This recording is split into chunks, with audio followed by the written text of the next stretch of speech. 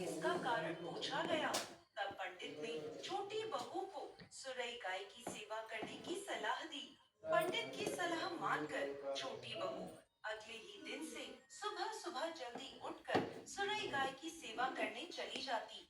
गाय का गोबर आदि साफ कर देती, उसे चारा डाल देती और साफ पानी भर दिया करती थी।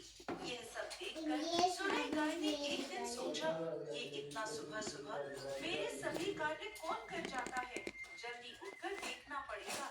अगले दिन सुरई गाय सुबह सुबह तड़के उठकर बैठ गई तो देखती है कि साहूकार की छोटी बहू आई और उसका गोबर उठाकर चारा डालकर साफ पानी भरने लगी। तो सुरई गाय ने उसे रोक लिया और उससे पूछने लगी, तुम किस लिए मेरी सेवा करती हो?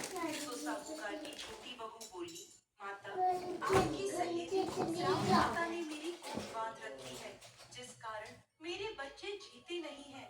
यदि आप मेरी कोख खुलवा दें, तो मैं आपका बहुत उपकार मानूंगी।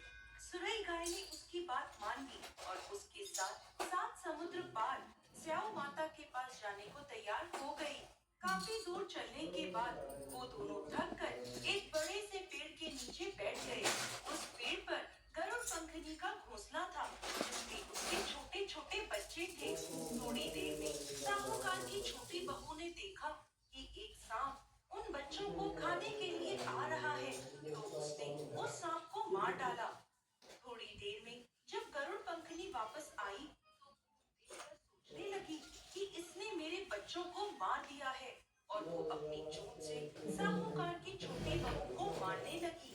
तब वो बोली, मैंने तो सांप से तेरे बच्चों की रक्षा करी और तू मुझे ही मार रही है। ये सुनकर गरुड़ पंखनी खुश हो गई और बोली, तूने मेरे बच्चों की रक्षा करी है, तू जो चाहे मुझसे मांग ले। ये सुनकर साहूकार की छोटी बहू बोली, तू हमें 7 समुद्र पार स्याऊ माता तक पहुंचा दे। गरुड़ पंखनी ने उन दोनों को अपनी पीठ पर बिठाकर स्याऊ माता तक पहुंचा दिया। स्याऊ माता सुरई गाय को देखकर प्रसन्न हो गई और बोली, आओ बहन, बड़े दिनों में आई हो। अब आई ही हो तो मेरे बालों में जुएं पड़ गई हैं, वो देख दो। सुरई गाय के कहने पर साहूकार की छोटी बहू स्याऊ माता के सर से जुएं निकालने लगी। छोटी बहू ने स्याऊ माता की सारी जुएं निकाल दी, जिससे खुश होकर उन्होंने उसे आशीर्वाद दिया कि तेरे 7 बेटे और 7 बहुएं हो।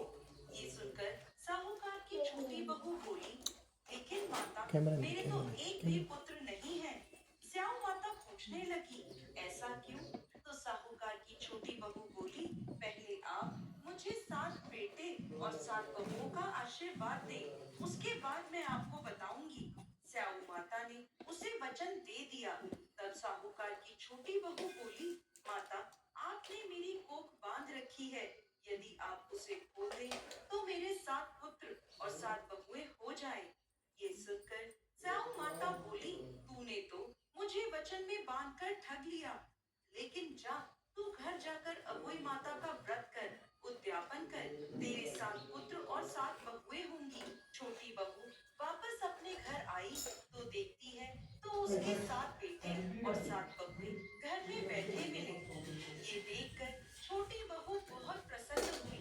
अहोई अष्टमी का दिन आया तो साहूकार की छोटी बहू ने 7 अहोई बनाकर 7 कढ़ाई दी। उधर उसकी जेठानियां कहने लगी, जल्दी जल्दी सब पूजा पाठ कर लो, अभी छोटी बहू का रोना धोना शुरू हो जाएगा। पूजा के बाद भी जब छोटी बहू की कोई आवाज नहीं आई तो उन्होंने जानकारी लेने के लिए अपने बच्चों को भेजा। बच्चों ने वापस जाके अपनी माँ को बताया कि वहाँ तो अहोई अष्टमी के उद्यापन का कार्यक्रम चल रहा है। ये सुनकर सभी जेठानियां दौड़ी दौड़ी छोटी बहू के घर पहुंची तो देखती हैं कि छोटी बहू के आंगन में उसके 7 बेटे 7 बहुएं हैं और छोटी बहू उद्यापन का कार्यक्रम कर रही है। ये देख वो छोटी बहू से पूछने लगी तो वो बोली, मुझ पर अहोई माता की कृपा हुई है।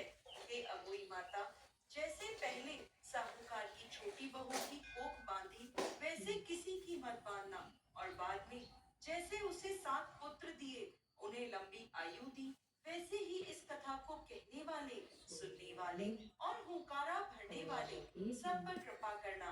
जय अवई माता। जय हो माता की। ये का बंद ना करियो। ये इसमें कौन बंद कर दे तो इसमें चांद ने उसने दिया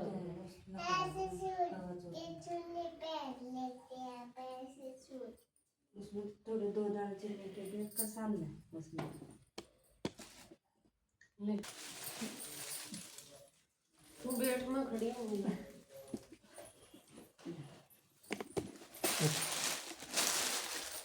चुन्नी में ले आकर तो प्रसाद को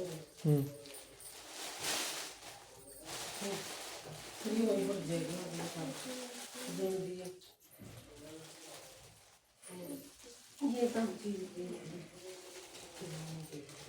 ये एक आलू करा कर ना मार तो ना दिया करे जो ये रुपया दे रहे इस पर उसका सारा का मतलब फल फ्रूट से ऐसा कर जो भी लाकर और चाय पानी मिला मतलब बर्ती का खाना हुआ फल फ्रूट करो मतलब कुछ शकरकंद लिया सिंगार लिया दिन में पूरे बैठ के खाओ चाय ओढ़े बैठ कर कच्चा मतलब जिसका लाए होगा दिन रुपया का मार ना दिया करे मैं भी अपनी तरफ से मदद हुई ना भगवान खाता है बिना सामने तेरे पे की पे सूरज में दे सूरज ने ही वादा ही दे दे मेरा